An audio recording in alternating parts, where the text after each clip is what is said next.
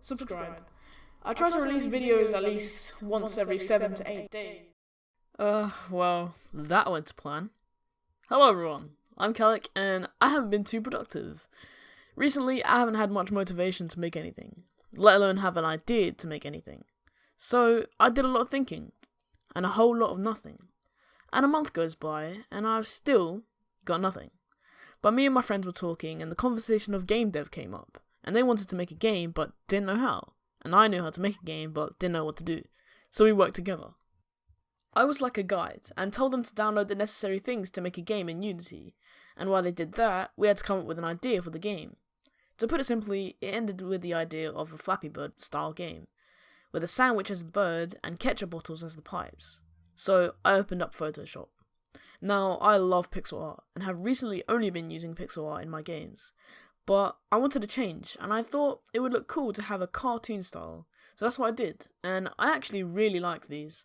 So now that we had the sprites, we had to make the game, so I walked them through how to import the sprites, and how to make them show inside the scene.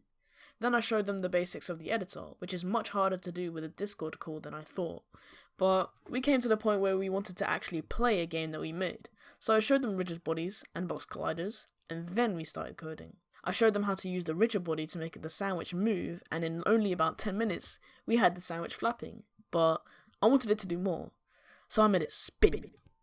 I then showed them how to make a prefab with both the ketchup bottles to make a pipe obstacle thing, and then put a script on them that made them move to the left constantly, and then die after a few seconds. Then we made a spawner object and a script that would spawn the ketchup bottles after a short amount of time. I then taught them how colliders work, and how to make them trigger when something has entered them, which we just made it restart the scene.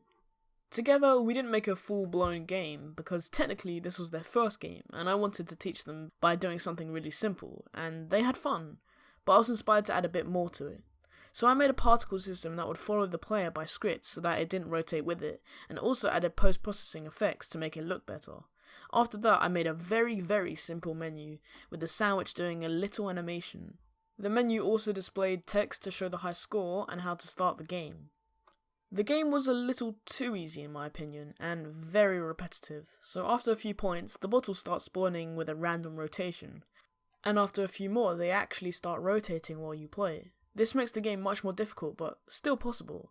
I'm glad I was able to make something, and get back my motivation. Videos are going to start coming out again, and I've got a few ideas now. If you'd like to play the game, then there's a link in the description. It works straight off the website on a PC. But thanks everyone for watching. If you liked the video, then like it, and if you want to see more, then subscribe.